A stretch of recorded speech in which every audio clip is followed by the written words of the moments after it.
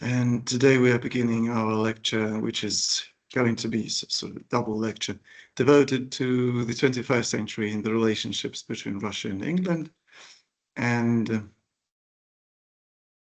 well, I gave it a joking subtitle. It's time to scatter stones. It's time to gather stones. And it will be about the first century. In fact, I have a video. I have this BBC series, which was made about Russia in 2012, about the first decade of Russia's history and relationships with the West in the 21st century. So maybe in our seminars, we're going to have a look some of the interesting episodes about the very, very beginning of this epoch. And in this lecture, I'm going to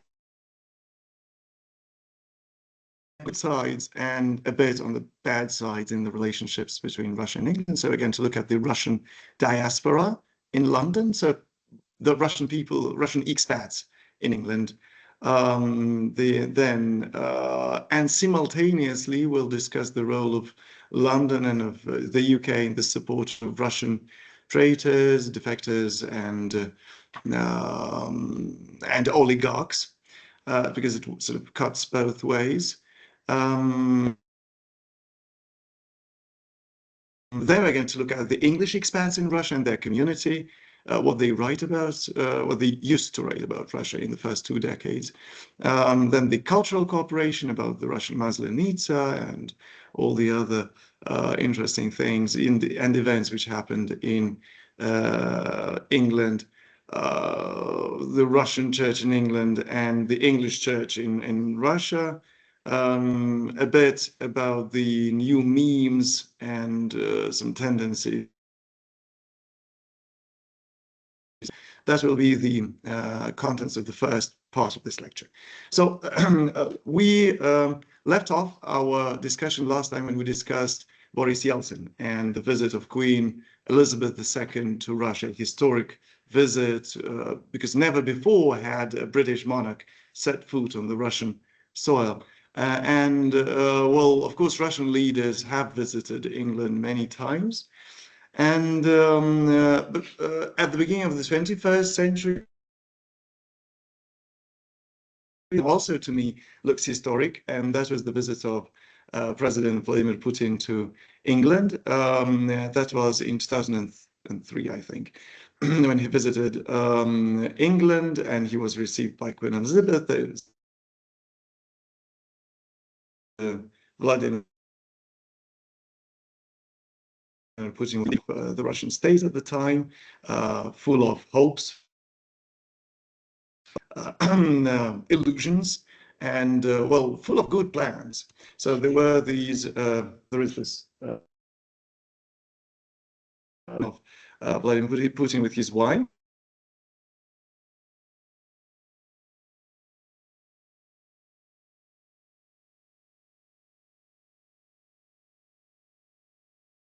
Both in a carriage. So that every new leader of Russia begins at a high point in their relationships with England. So there are hopes for it and of mutual cooperation. And of course, Vladimir Putin was not an exception. All new leaders begin at a point, and that was the start of a promising friendship. However, that the UK became unhappy with the Russian politics inside the country, outside the country, and soon it led to some mutual tensions. But something that we must mention now is that both in the 90s and then in the 80s, there was a huge flow of people, of emigrants from Russia abroad. Borders were open. As soon as the borders were opened in the 1990s, a lot of people used this chance to first to travel, and second, to emigrate abroad, because there were people who traveled, they liked it abroad, and they went to other countries. And but this was sort of an exodus in a way. There were huge numbers of people leaving Russia at the time, especially enticed, tempted by high salaries, by higher standards of life, because of course in Russia were not a period of great abundance. And then in the so who immigrated in the 90s? Those were the professionals, first and foremost, because there were few vacancies here in Russia for them. There were few jobs. Everything was sort of collapsing and falling apart. So they found their jobs abroad. But simultaneously in Russia, we see the accumulation among various people who, well, you know, that the 90s were also the period when lots of people here in this country, the enterprising people, honest and not very honest, acquired their wealth, right? And lots of them became millionaires and even oligarchs. And this was a new portion of immigrants. So it wasn't only the professionals, the poor people who just wanted a better lot abroad, but those in the 2000s, there were lots of rich people who emigrated to other countries, and especially to England. London became one of the beloved settlements, well, the new sort of land of promise for the Russian oligarchs, and not only oligarchs, but generally rich people. And that continued to create a new image of Russians, Russians who are rich, who can buy football clubs. Well, it was then that Roman Abramovich bought Chelsea, the football club, the famous football club in England. And well, we must give him credit, because he really did pour a lot of money. He did invest a lot of money into Chelsea. And generally, those Russian rich people who emigrated to London, they did contribute a lot to the economy of Great Britain, bringing their money, investing them there in England. There is a lot of property in London which was bought by Russian, well, shall we call them oligarchs, or just wealthy people. And so there even appeared as well a nickname for London, Londongrad, which was used in, I think, 2 videos. This is a book about Russian oligarchs in England, but there is also a film. And here you see these stereotypes again, right? This is a red star, which is like a heritage of the Soviet Empire. Then there is St. Basil's and St. Paul's cathedrals, like the images of marrying the 2 capitals. Then, of course, a luxurious ring and champagne, and a football, right? Yeah, so from Russia with cash, the inside story increased manyfold, and they used to have their own newspapers, online portals. So if you wish, maybe some of them are still, because all of that, of course, existed before 2022. But I think that their archives, at least they're frozen in the internet. I don't think that they deleted them. So you probably would like to browse what they write about, because this is a very interesting source of material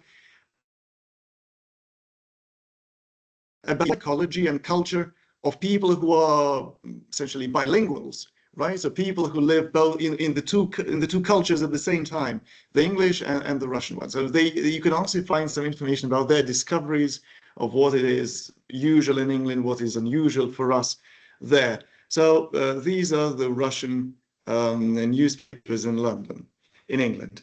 Then there was this series on an American channel, but still, Meet the Russian on the Fox channel. And here you see the same sort of Russians in the 80s and in the 10s. Rich and luxurious Russian women dressed very brightly and sort of displaying their wealth in a very ostentatious way. Meet the Russians. One of the leading oligarchs was Boris Berezovsky.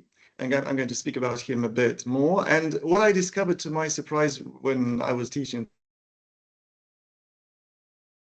this course in the previous, I thought that young people don't know who Berezovsky was. Well, I mean, very few people know who he was.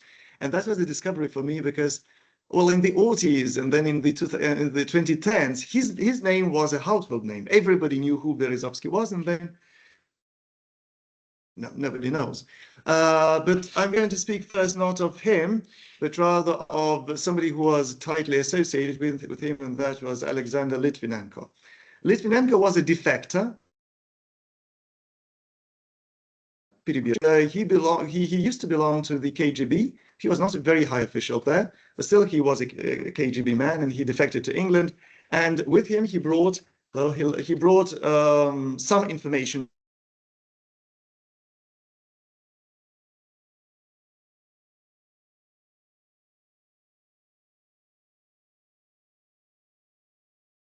starting.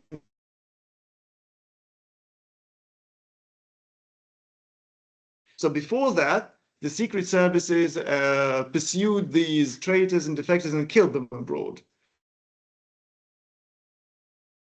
Western and Russian. And now this is the policy that is pursued by Mossad, for example, by the Israeli secret service. They make sure that they sort of exterminate those people who bring harm to the state of Israel.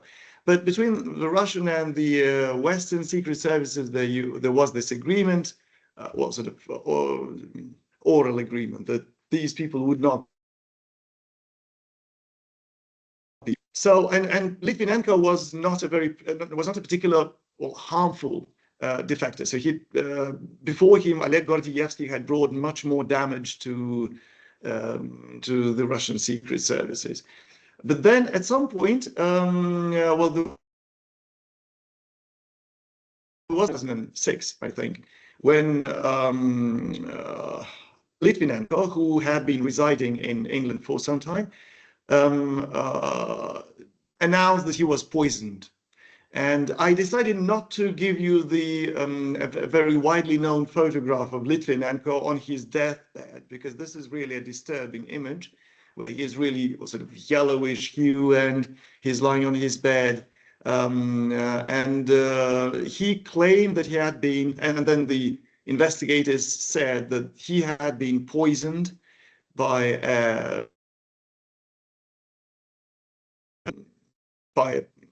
military poison, and they accused Russians of his poisoning. They even pinpointed the man. They said it was Andrei Lugovoy, who was a colleague of Litvinenko, and they had met before. They had met before in a restaurant in Paris, I think. And then that was the beginning of this campaign of accusing Russia of poisoning people abroad, and the Russian secret service had not poisoned Litvinenko because, well, there was this agreement, and they said we don't need this. But still, this trace of in the current information war, it's what is important is what you say and not what you say afterwards, right? So this stuck in the minds of people that Russia killed Litvinenko somewhere in the West. Although I read later on, and I watched some sort of documentaries. There was an Italian investigated this case, and he found out that his version was that Litvinenko had been poisoned by the agents of Berezovsky. Berezovsky was a mighty Russian oligarch who was, in a way, he contested Vladimir Putin, and then he was exiled basically to England. And he kept going everywhere, keeping his finger in every pie. Used to be his client. He had been giving him money. That was sort of a documented thing. He had come to him for money, and he performed some sort of odds and ends, little jobs, Berezovsky. But then at some point, Litvinenko was short of money, and he was really in a poor state. He went to Berezovsky, and he blackmailed him, that if he didn't give him more and more money, he would sort of go back to Russia and tell them everything. The new life of himself and Berezovsky. And shortly afterwards, surprise, surprise, he also dined with some agents, with some sort of people who are known to have been agents of Berezovsky there. And roughly at the same time when he dined with Andrei Lugovoy. And shortly after that, he died. And yeah, well, there it is. It's a muddled case. And well, I tend to think that the second version is true, that it's a very nice way to say Russia did it. Everybody would believe it. Russians are everywhere, right? But there was this was not the only case of sort of, again, a new wave of espionage games between Russia and the West. So in 2006 or 2007, I think, or even 2008, there was this scandal about the spy stone. Have you heard of the spy stone? At some point, on Russian TV, there appeared an episode about a secret English spy stone. That is a stone which contained some transmission, a special stone for collecting and then transmitting information of the spies.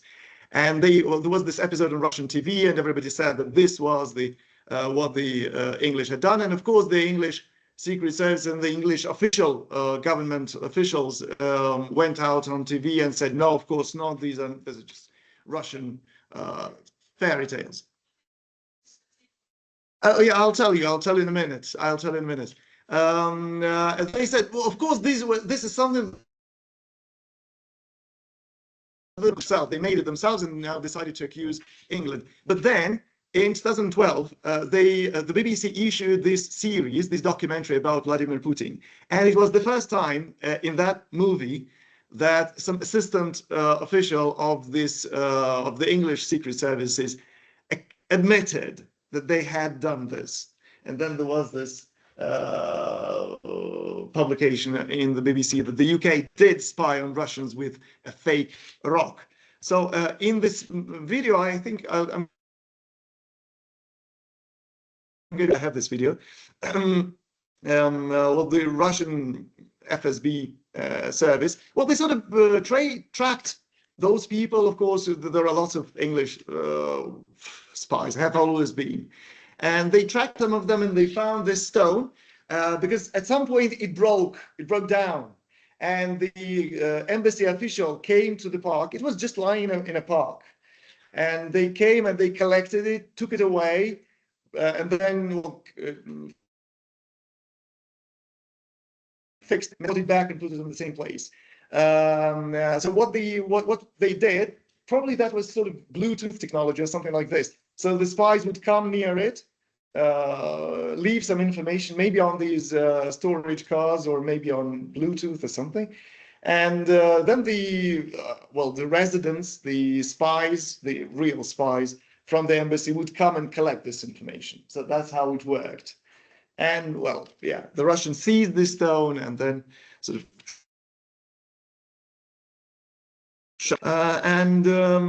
well, Berezovsky, as I said, was the Russian oligarch #1 in London. He was a very powerful man because in the 90s, and of course you don't remember that, you can't remember that, but I do remember. I was a teenager then. He was, well, he was married to Yeltsin's daughter. So he was son-in-law, Yeltsin's son-in-law. He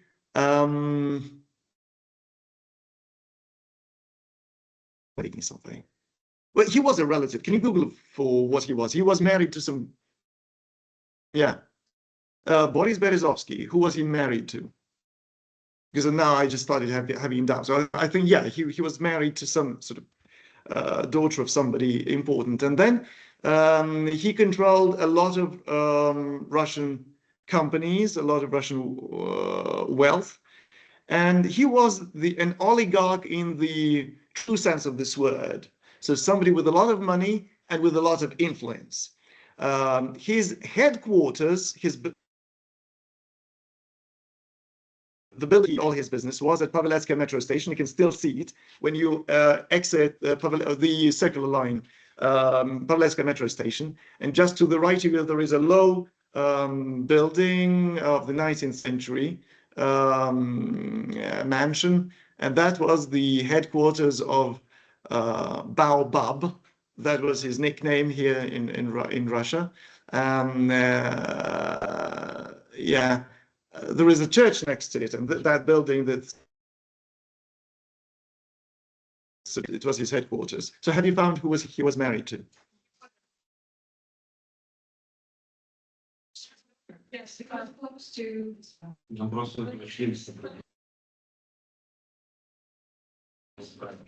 Visharva and Nina Kratkova. So he was not married to, no. Yeah, but sort of, he was a frequent guest to the family of Boris Yeltsin.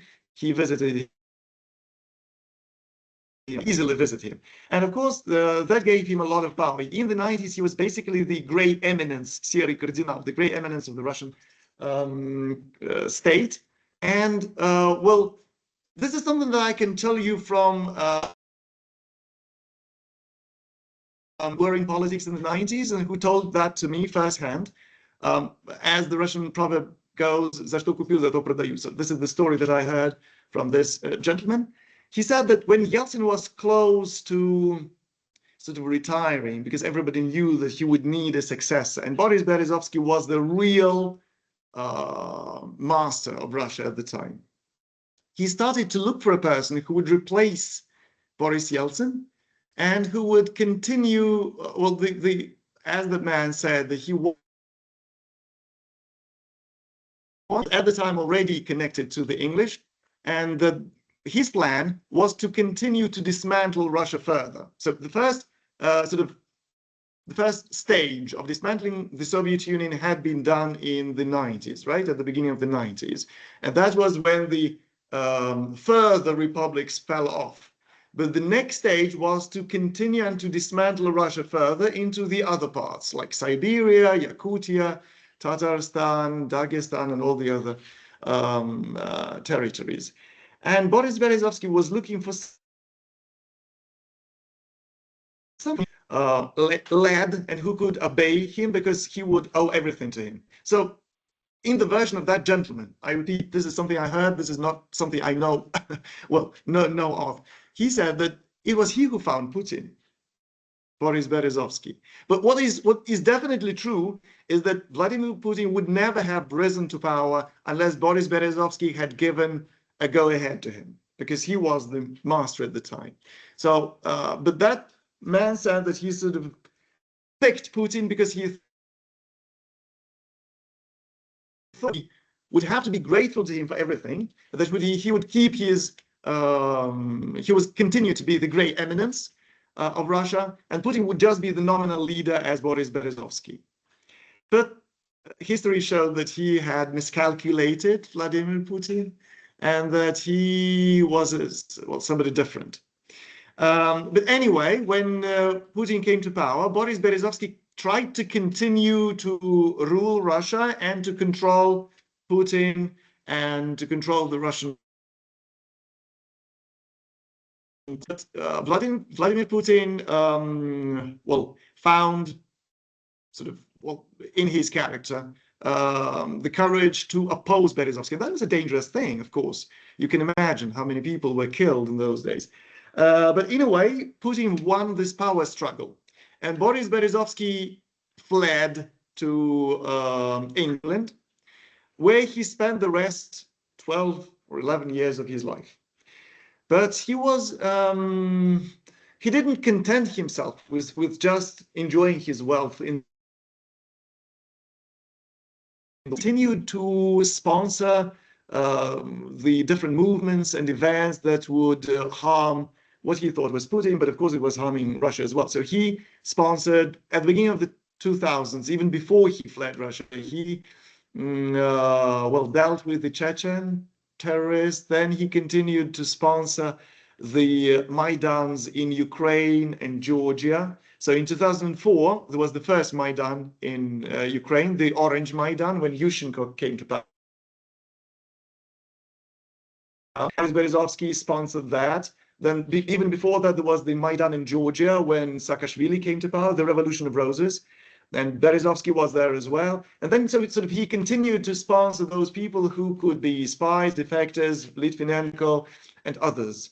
And because he was, apparently he could not forgive Putin for for how he treated him and how he sided him from power. And he continued to do this. Although, again, some people,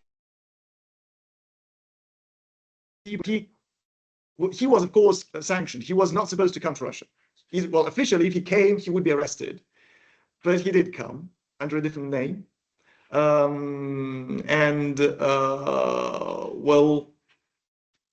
don't know why he was not arrested, but apparently that was sort of an agreement. And the end came very unexpectedly. The end came in 2011, I think. Was found dead in his bathroom, in his great mansion in England. He was hanging on, this shower hole. In your bathroom, there is the shower, and there is a shower holder, right? So he was hanging on his shower, strangled by his own scarf.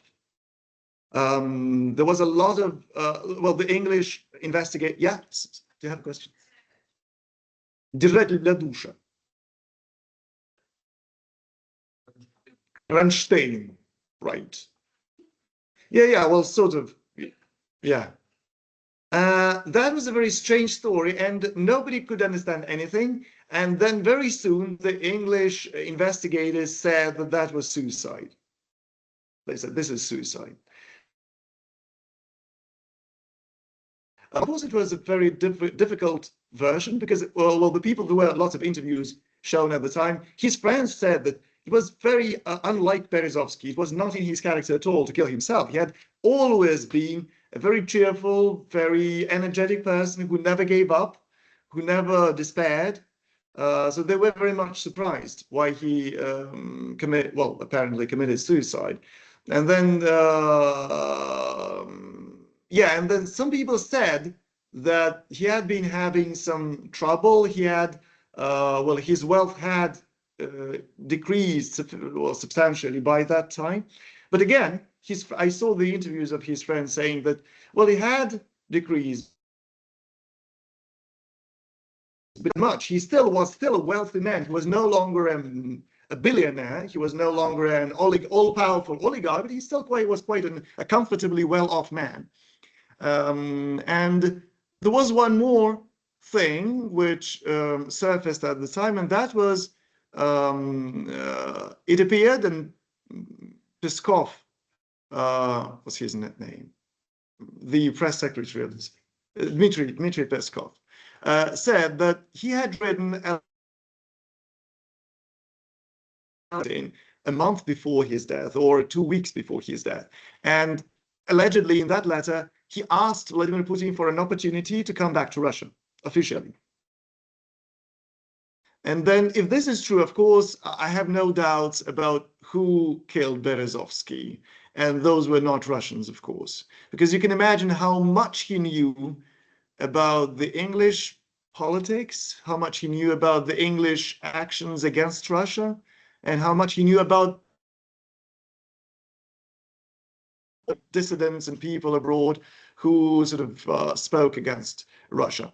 And then, well, his end is a tragic end.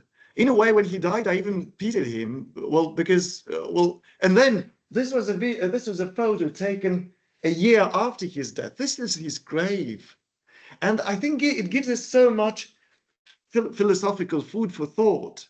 A man who ruled Russia effectively in the 90s was buried in this grave. That he was not buried there. There is a version that that was a simulation. He never died. He was sort of just disappeared, as some people, some rich people do. But there it is. That's his grave in London, and it does look rather sad. In loving memory of Boris Berezovsky. Right.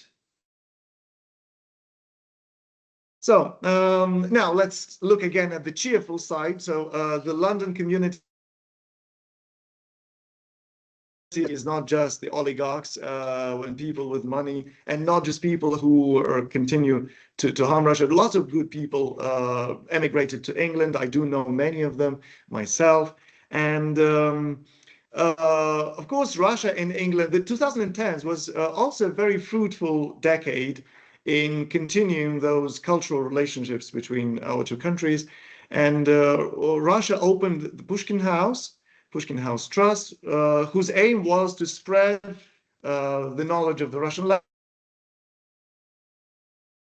language, Russian art abroad. And this is this building in London, Pushkin House. It houses, I think that their activities are sort of frozen now. I haven't checked their website for some time. But in the 2010s, they hosted various events like exhibitions, lectures, all sorts of cultural events there. People in England could go there and participate and see. Then there are some thematic restaurants and cafes. This is a famous Russian cafe restaurant. And Marivanna по-домашнему. Well, maybe in our seminar we'll go to their website and see what they serve. They serve some Russian food.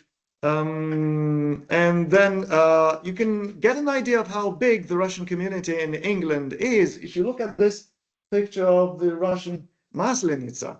Unfortunately, I cannot, maybe in our seminar, if we have an opportunity, a technical opportunity, we'll watch this address by the then mayor of London, Johnson, where he hosted the Russian Maslenitsa.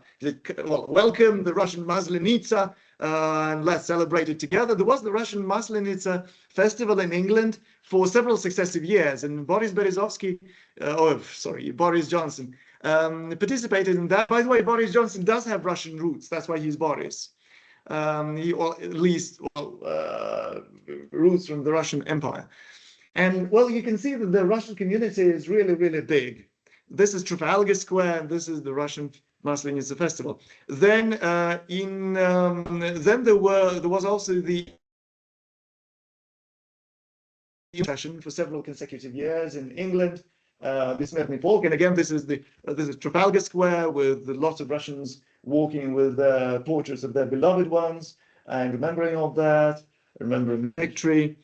Then the Russian community also has their church.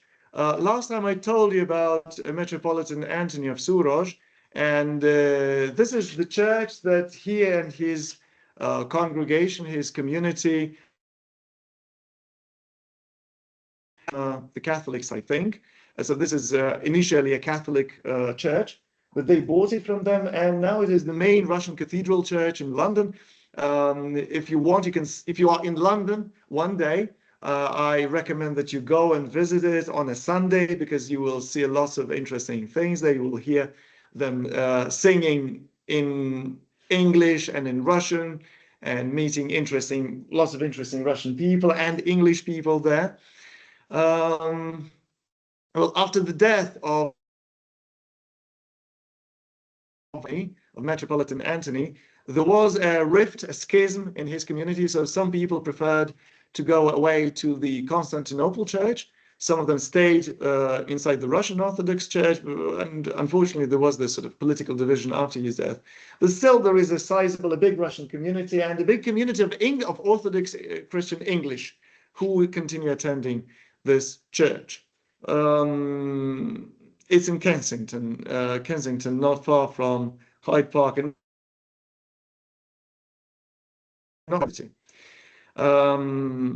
and now there is also the Anglican Church in Moscow, St. Andrew's Church, serving the international Anglican community in Voznesensky Lane. That's a screenshot from some year of their services, right? Holy Communion, service to remember those who have died, and so on. It's a beautiful building built at the end of the 19th century or at the beginning of the 20th century by an English architect. And English architecture here in Moscow. What is fascinating about Moscow's architecture is how many styles you can see here. And one of them is this Gothic English architecture with the spires, right? With the spire here, right? With the bell tower. And yeah, the stained glass windows and everything, and these pointed arches. Yeah, well, it also looks a bit Gothic if you look at this picture, right? Especially at this type of weather. It's interesting to visit. They also have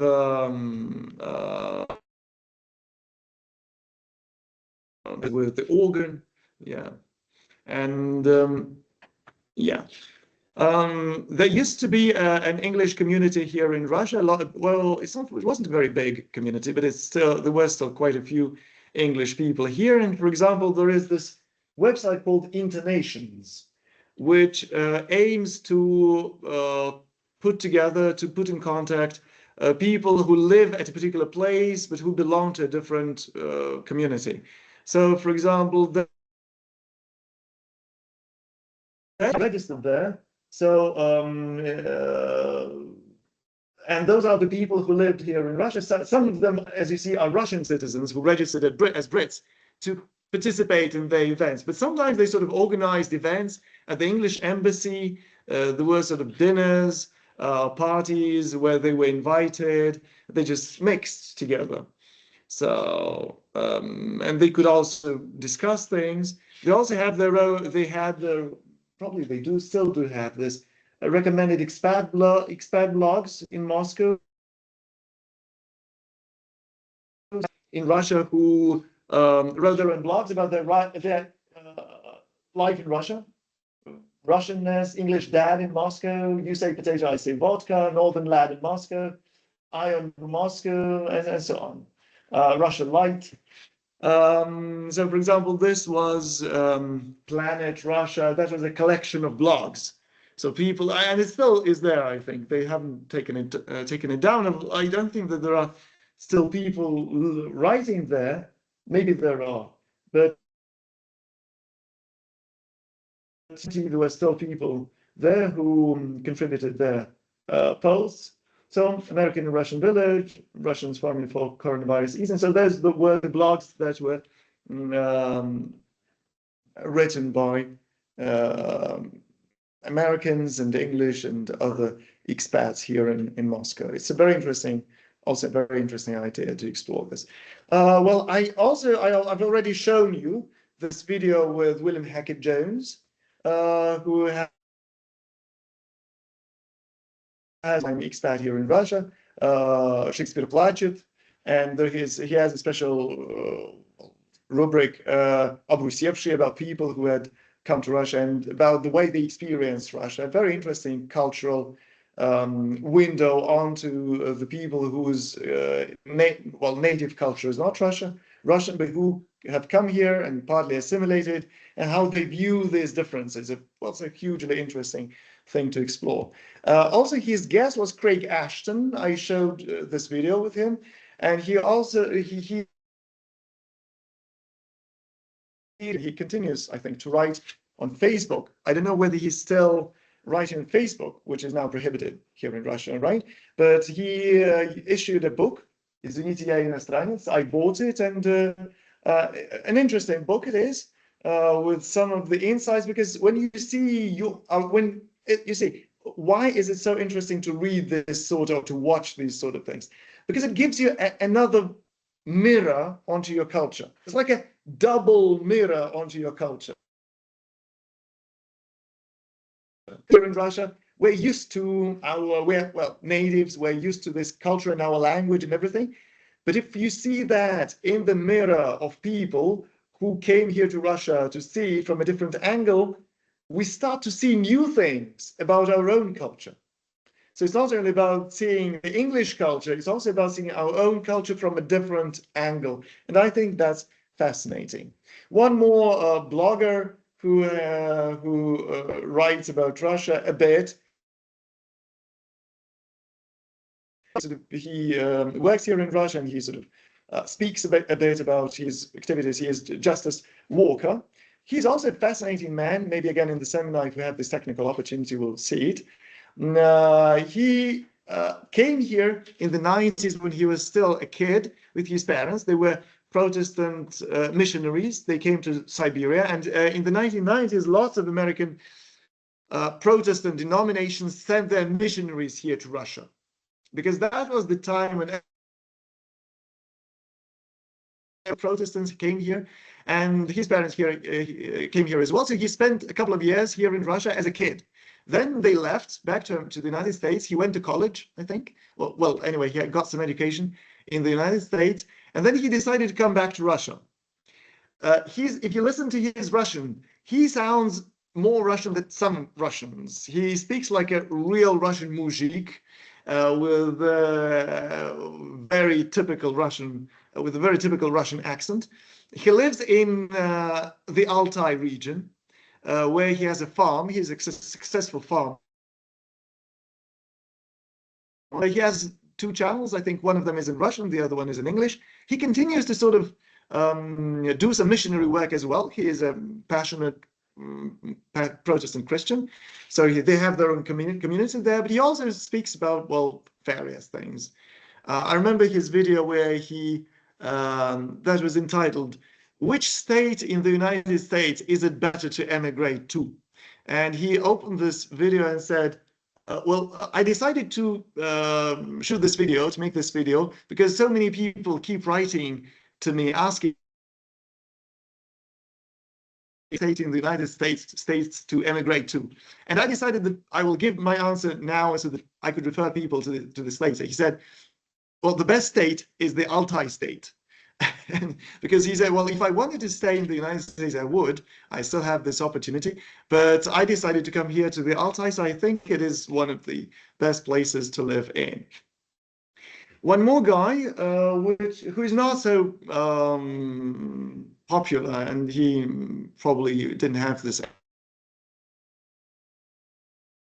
successful as a businessman, is this John Kopiski. He owns a farm, and you can buy his produce here in Moscow. It's rather expensive. Dairy products. So he has these cows, and there were some videos about him made by the official Russian television as well. Yeah, so John Kopiski. And then at some point I got interested in this blogger, Russian Homestead Girl, who lives in Novosibirsk, Russia. But I started following her. I then dropped following her.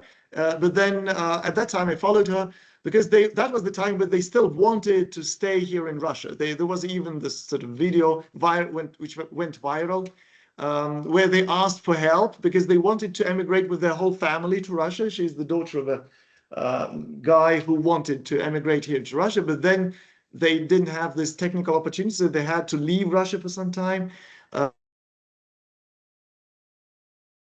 And they got their citizenship. And she started, at first she posted videos in English, but then she started to post videos in Russian because she actively learned Russian, and it was interesting to listen to what she said. And she's generally a very interesting and appealing girl. And there are also channels of her brother and of her parents. who tell about their, well, routine here in Russia. Well, some of it is interesting, so I watched some of that.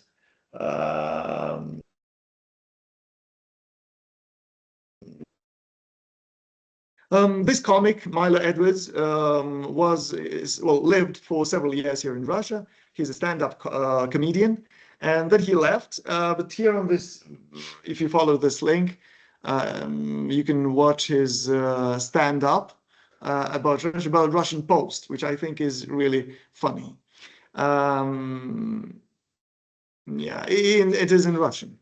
Then in the 21st century, they revived the Moscow club. You remember I told you about the English club here in the 18th and 19th century. Now they revived it. I think you can even become a member, although I suspect that you have to pay a lot of money to become a member, because that is it used to be quite an elitist club in the 19th century, and now it might be sort of an elite club here. Again, you see those memorable lions on the gate of the Russian English club here in Moscow. But maybe I'm wrong. Maybe you just have to pay some small subscription and you can become the member. Then there was this well, the British Council. That's also used to be a household name in the 90s and in the early 2000s, in the early 80s. And that was something like Pushkin House in London. That is the British Council, the cultural institution that of the. It functioned and it still functions in many countries, not only Russia. So their aim is to spread the influence of English, the English language, to help people who are willing to learn English abroad, give them a technical opportunity to travel to England as well, advice. It was when I remember when I was a young professional in the early 2000s, in the early 80s, they used to have the Inostranka. If you know that this is the Library of Foreign Literature at Taganskaya metro station, which is called Inostranka. They used to, in one of the wings, they used to have their office. They had a very good library, so you could borrow books, you could borrow audio cassettes and video cassettes. You could listen to that. And that, of course, was very handy at the time. But then when the spy scandals became worse, the activity of the British Council was prohibited here in Russia. People were angry about that because they said, well, this is just a cultural institution. But, well, honestly, it is not just a cultural institution, right? Of course, there was also an umbrella structure for those people who spied here in Russia. And one thing, well, we're going to speak about the espionage later a bit, but something that has changed in the perception of spies. Look, in the 20th century, what was a spy? It was a James Bond, somebody like a businessman, or just a brave guy who made contact with people with power, who had to get this information from everybody. So he was like a military man, a spy. But in the 2000s and in the 21st century, well, such type of spy still continues, but they're not the main source of intelligence, разведка. It is mainly the cultural figures. So it's teachers, it's especially journalists. Well, I remember we had at this university. He was a very nice guy. We were good friends in a way, but I mean, not friends, but we sort of communicated well, and he was just a nice guy. But then in 2012, when there were these rallies and protests in the streets of Moscow, I wonder whether you remember this, when there were lots of people at Bolotnaya Square, right? And there were lots of protests. And he kept running around this university saying, guys, this is such a historic time. Why are you not there in the protests? It's time for Russia's democracy to win. soon after that he left, and yeah, but I'm not saying he was a spy, but it's just now it's in the 21st century. It's just a different type of influence. It's not all about getting this intelligence. It's also about influencing, about the soft power. So yeah, so the British Council was apparently and is part of that, along with the very good things that they do. So that was prohibited here in Russia, but it continued to sort of do business with Russia. So in 2018, I think there was this culture festival of year of music. You know that the governments like this sort of thing. The year of something, the year of sport, the year of literature, the year of whatever. And there was this year of music between Russia and the UK, and it was organized. It was organized by the British Council as well, but it was also organized by this Michael Bird, who was an official in England, but he was he is I don't know whether he is, but he was. He liked Russian, he knew Russian, and look, if you look at his name here, it is Misha Ptitsa, right? Although he's a Brit, but it is Misha Ptitsa, right? And he was somebody who helped organize this year of music here in Russia. Also, there are some academics who study Russia and who study Russian. One of them, and one of the leading ones, is Anthony Cross. Anthony Cross, he is in Russian studies. Well, maybe it would be useful to speak about Russian studies in the UK at some point as well. But well, there has been a steady interest in Russian and Russia since at least the 20th century, academic interest. So people study Russian history, and this is a paradox, which I can share with you. And it is this, that sometimes some academic things are better researched by foreigners than by the people inside the country. I know it, for example, from English place name studies, which I specialize in. Some of the fundamental English place name studies and research works were published by a Swede, Eilert Ekwall, who is quite a name in English place name studies. Well, arguably one of the best Russian etymological dictionaries was written by a German who knew Russian etymological dictionary of the Russian language by Fassmer. Then a very fundamental work on Russian surnames was written by a Swede, Unbegaun, and it's still, I think, an unsurpassed work on Russian personal family names. So some things are well researched by the foreigners, and I think it would be a mistake to underestimate their contribution to the study of Russia, because of course, well, to me, it also sounds a bit funny. Well, what can people from abroad tell us more about, say, Russian history than our historians can? But it turns out do some interesting work, and it's sometimes interesting to look at what they did. So, for example, this is a website, study group on 18th century Russia. And they used to have their meetings about, and look, this is the academic society which doesn't simply focus on Russian history in general. This is a group which focuses on the study of the Russia's history in the 18th century specifically. Can you imagine? About Peter the Great and so on and so forth. So they have their newsletter, their conferences, their publications, and this is a very English thing. When they get interested in something, they do achieve a lot of interesting results, and they specialize very deeply. So Anthony Cross is a big name here. Oh, of course, they had the Russian Review and Slavonic Review and many other interesting things. In 2018, there were lots of people who wrote about Russia because there was a huge surge of interest in Russia due to the Football World Cup. You might remember this name, and that was a really, I probably should speak more of that, but because this was such an international event, I decided not to devote too much time to that, especially that the British side in that event was not so favorable, because before the World Cup, the English government tried to say how bad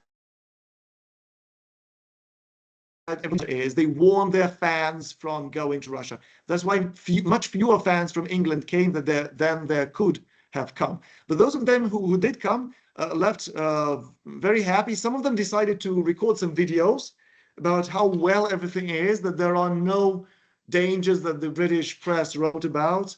They tried to debunk the myths about Russia when they came here. So these some videos. By the way, those of you who are interested in football might be interested to watch this guy. Most of his videos, there were just a couple of videos about Russia when he and his dad came here to Russia and recorded these videos about our country. Well, there are also some resources on the web, on the net, about which are done by the Russian side. So by some Russians who make videos and just generate content about how to come to Russia, how to visit Russia, and especially in 2010s, there were lots of travel agents, Spies, and just technical recommendations of how to travel to Russia, how to get a visa, and so on and so forth. One more interesting character in the Russian-British relationships, if we can say so, is the meme culture. And when I went to England in 2012, I was surprised to find out that there was a character who is connected to Russia and who is hugely popular among common Brits. His name is Alexander the Meerkat. Meerkat is spelled M-E-E-R-K-A-T. Surikat. I hadn't even known that such animals existed before that. But look, the history behind this is a funny one. There were some businessmen in England who decided to make a price comparing website called Compare the Market. But they wanted it up, so to promote it, to advertise it. So they chose a very interesting business strategy. They made a parallel website, which was called Compare the Meerkat, not Compare the Market, but Compare the Meerkat. And the main mascot of that website was made this Alexander Orloff. So what he generated different sorts of entertaining content, but at the end of every piece, he inevitably said, but you probably came here because you wanted, some people come to this web where they compare the market. And I keep saying, no, this is Compare the Meerkat. So they sort of promoted the Compare the Market through the website Compare the Meerkat. But it was like a spin-off product. And but he was sort of got very viral in England. They invented a pedigree for him. They invented a story for him. They said that his granddad emigrated from Russia during the revolution times. So he went to Mongolia, Europe. So they emigrated to England. And their family is the family of emigres. And Alexander Orloff is this emigrant from Russia. When they saw that this was successful just in itself, they started to continue this story. They invented a whole family for him.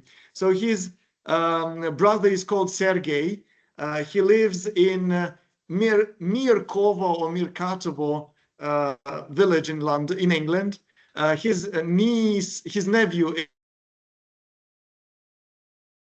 is, and after that, they started to produce videos, and then they started to produce soft toys. So the landlady at whom I stayed was a fan of the Orloff family, and she collected these soft toys of the Orloffs. Again, if we have an opportunity, we'll watch some of the interesting videos about them. Well, also Russian movies and TV went on Netflix at some point, and some of them were very popular. Like my friends from England watched Silver Spoon, which is Major. Have you seen the Major series? It was a popular series in Russia at the end of the tens. Then The Method. She also said that she got hooked on The Method. Well, some videos were more successful than others. Some of them were really successful. So that was then. That was also a channel through which the English speakers could get more information about Russia and Russian. The memes as well. So Russian Memes United. There is I don't know whether he still continues that, and I guess that this network is now prohibited in Russia. But he continued. They posted some memes, and No Context Russia was also a very funny channel where you got things that could only happen in Russia. So some things that got in videos or funny memes with Russian subtitles. They're really, really hilarious. Well, Cyrillics also got some fashion attention at some point, and because so Cyrillics became interesting just as an art object, as a script. So you could find international brands with Cyrillic inscriptions on them, like this one. So it became a trend, all like this. Электроугли, 1966. Город Пермь, Университет, Николай, Клинцы. Things that sometimes sound weird to us here, but they're also an object of fashion and art, like this, Молодежь. This one, this is a very interesting thing. This is not just Cyrillic. It is also, it is also inspired by dress. Have you heard of Schimniki? So very strict Russian Russian Orthodox, Orthodox monks. Huh? But if you look at them, well, this would be the dress of Russian schimniks. You see, Russian very strict monks, but they have a very beautiful dress. So with inscriptions like this, and if you have a look at this piece of dress here, you will see a similar sort of thing, a similar band with inscriptions. Right. Well, in 2017, when there was this, when Trump first come to power, and there was this Russian dossier, well, they accused Russia of meddling in, in the U.S. elections. They had this theory that Vladimir Putin had brought Trump to power, which now, by the way, recently has been disproved. You know that the secret services, American secret services, published the information which shows that the Russian scandal, the Russiagate, was inspired by Barack Obama, and who wanted to deflect the attention of people from Trump and to help Hillary Clinton win, and then to possibly spoil Trump's term in office by throwing accusations at him. So it was entirely concocted, cooked by the American secret services. At that time, they sort of pursued this line, and the New Yorker magazine published issue of the New Yorker magazine with some Russian script there with the Cyrillic. And so this was largely about cultural influences. Of course, much more can be said, and maybe if you get interested and if you research something, I would welcome if you could send in to me your findings. If you find anything interesting, relating to these episodes of interaction, cooperation, contact, cultural influences as well. That would be interesting. And here I think I will end this piece of my lecture, because then comes a different logical part, and we'll talk about that maybe next time. I don't know, maybe not even today. We'll see.